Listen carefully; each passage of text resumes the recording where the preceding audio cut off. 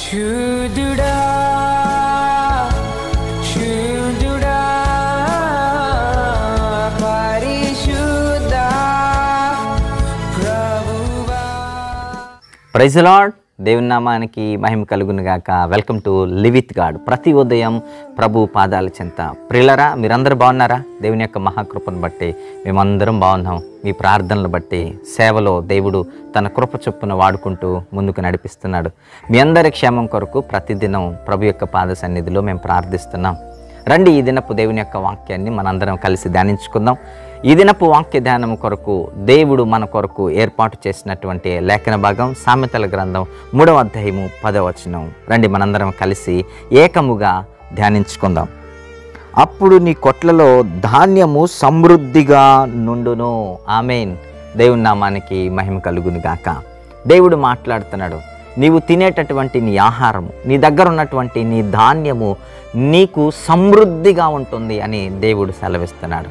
కానీ దేవుడు ఎప్పుడు కూడా ఆయన ఒక ఆజ్ఞ ఇచ్చాడు అనంటే, ఆయన ఒక ఆశీర్వాదం మనకి ఇచ్చాడు అనంటే, ఆ ఆశీర్వాదం పొందుకోవడానికి ప్రతి ఒక్కరూ అర్హత సంపాదించుకోవాలి. ఈ దినాన ఈ ఆశీర్వాదాన్ని మనం సంపాదించుకోవడానికి, మనకు ధాన్యము సమృద్ధిగా ఉండడానికి, మనకు ఆహారము సమృద్ధిగా ఉండడానికి ఇదిగో ఆ అర్హతను మనము పొందుకొని ఉన్నామా? దేవుడిచ్చేటటువంటి ఈ సమృద్ధి అయినటువంటి ఈ జీవితాన్ని పొందుకునే అర్హత ఈ దినాన నీకు నాకు ఉందా అన్నది లేఖన భాగమును బట్టి మనం ఆలోచిద్దాం. పై భాగంలో ఏమంటాడు అనంటే, దేవుడు నీ ఆస్తి అంతటిలో భాగమునిచ్చి యెహోవాను మహిమపరచు. నీ ఆస్తి అంతటిలో ఇదిగో దేవునికి భాగము నివ్వు అని దేవుడు మాట్లాడుతున్నాడు. అప్పుడు దేవుడు ఏం చేస్తాడు అనంటే, నీ ఆహారాన్ని ఆయన దీవిస్తాడు. నీకు సమృద్ధి ఉంటుంది నీ జీవితంలో. నీవు తినేటటువంటి నీ ధాన్యాన్ని దేవుడు ఆశీర్వదిస్తాడు. అంతే కదా. సారేపత్తు విధవరాలి యొద్దకు దేవుడు తన దాసుని పంపించాడు. పంపించిన వెంటనే ఆయన ఏమన్నాడు తెలుసా? నువ్వు వెళ్ళిపోయి నీ దగ్గర ఉన్న దాంట్లో మొదట ఇదిగో ఒక అప్పము చేసుకొని నా యొద్దకు తీసుకొని రా అన్నాడు. ఇదిగో ఆ అప్పము చేసుకొని ఆవిడ, నేను రాలేను, ఉన్నదే కొంచెము, ఈ దినము నేను నా కుమారుడు అది తిని చనిపోదామని నిర్ణయించుకున్నాము అన్న వెంటనే ఆయన ఏమన్నాడు తెలుసా? లేదు, వెళ్ళిపోయి ఒక అప్పము ముందుగా చేసుకొని తీసుకొని రమ్మన్నాడు. ఆవిడ వెళ్ళిపోయి ఇదిగో అప్పము చేసుకొని వచ్చింది దైవదాసుని కొరకు. ఆ తర్వాత ఆమె జీవితంలో అద్భుతం జరిగింది. ఆమె పిండి అయిపోలేదు, ఆమె బుడ్డిలో నూనె అయిపోలేదు. దేవుడు ఎంత గొప్ప ఆశీర్వాదం ఇచ్చాడో మీరు చూడండి. అంటే దేవుడు చెప్పినట్టుగా మనం నడుచుకుంటే మనకు సమృద్ధి, దేవుడు కోరుకున్నట్లుగా మన బ్రతుకులో మనం పాటిస్తే మనకు సమృద్ధి, మన జీవితంలో సంతోషం, మన జీవితంలో ఆనందం. ఒకవేళ ఆయన మాటకు లోబడకుండా ఆయన కోరుకున్నట్టుగా మనం బ్రతకపోతే మన జీవితాలలో సమృద్ధి అన్నది ఉండదు ప్రియులారా. అందుకే దేవుడు ఇక్కడ మాట్లాడుతున్నాడు. సొలొమోను రాజుగారి చేత ఇది మనతో మాట్లాడుతున్నాడు పరిశుద్ధాత్మ ప్రేరణతో. ఆయన ఏంటో తెలుసా? నువ్వు దేవునికి ఇవ్వవలసినది నువ్వు ఇస్తున్నావా? దేవునికి చెల్లించవలసినది నువ్వు ఇస్తున్నావా? ఒకవేళ ఆయనకు చెల్లవలసిన సమస్తాన్ని నువ్వు చెల్లిస్తున్నట్లయితే దేవుడు తప్పకుండా నీకు సమృద్ధిని దయచేస్తానని దేవుడు సెలవిస్తున్నాడు. ఈరోజు ఆయన కోరుకున్నట్టుగా నీ జీవితంలో నువ్వు ఉండగలుగుతున్నావా? నీ కష్టాన్ని, నీ కష్టార్జితాన్ని నువ్వు దేవునికి ఇవ్వగలుగుతున్నావా?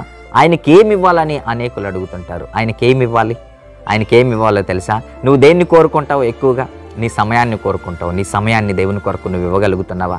నీ కుటుంబానికి ఇచ్చేంతగా నీవు దేవుని కొరకు నీ సమయాన్ని ఇవ్వగలుగుతున్నావా?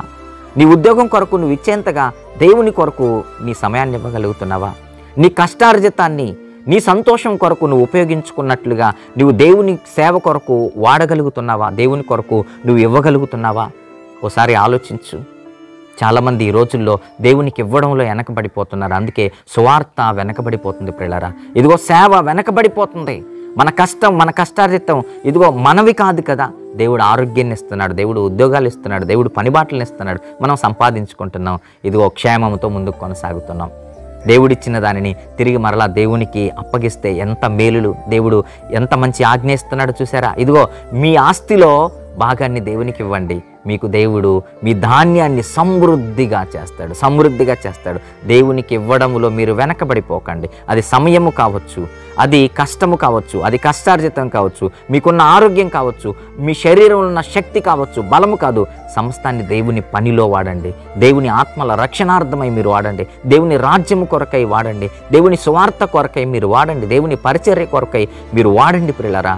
మీరు వాడండి. దేవుడు మీ జీవితాల్లో ఎంత గొప్ప ఆశీర్వాదాలు కురిపిస్తాడో ఒకసారి మీరు చూడండి. అందుకే రుచి చూసి తెలుసుకోండి. దేవుని కొరకు కష్టపడండి. దేవుడు సమృద్ధిని దయచేసి మీ జీవితాలలో మెండుగా ఆశీర్వాదాలతో నడిపిస్తాడు. అలాంటి మెండైన దీవెనల ఆశీర్వాదాలు దేవుడు మీకు దయచేయాలని కోరుకుంటూ ప్రార్థిస్తూ ఈ మాటలు ముగిస్తున్నాను. దేవుడు ఈ మాటలను బట్టి మనలందరినీ దీవించునుగాక. ఆమేన్.